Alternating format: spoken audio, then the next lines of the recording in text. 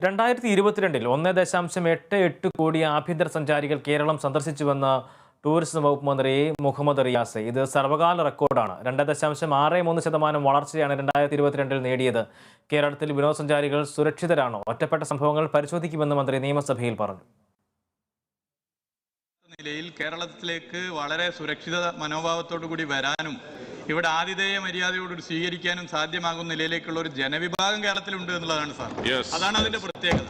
അപ്പൊ അത് കേരളത്തിന്റെ പ്രത്യേകതയാണ്. ഏതെങ്കിലും ഒറ്റപ്പെട്ട സംഭവങ്ങളുടെ അത് പരിശോധിക്കാം. പക്ഷേ ഇന്ത്യയിലെ മറ്റിടങ്ങളിൽ പോകുന്നതിനേക്കാൾ സുരക്ഷിതമായി കേരളത്തിൽ വരാനും ഇവിടെ ഇരിക്കാനും ജനങ്ങളെ നല്ല നിലയിൽ സ്വീകരിക്കാനുമുള്ള ഒരു മതനിരപേക്ഷ മനസ്സ് ഈ കേരളത്തിലെ ജനങ്ങൾക്കുള്ളതും കേരളത്തിന്റെ ക്രമസമാധാന പരിപാലനത്തിൽ ഭദ്രത ഉറപ്പുവരുത്താൻ സാധിക്കുന്നതുമാണ് സാർ പൊതുവെ ഈ നിലയുള്ളത്. അത് ആരൊക്കെ എന്തൊക്കെ ശ്രമിച്ചാലും അത് തുടർന്നു പോകാനാണ് കേരളത്തിലെ ജനങ്ങൾ ആഗ്രഹിക്കുന്നത്.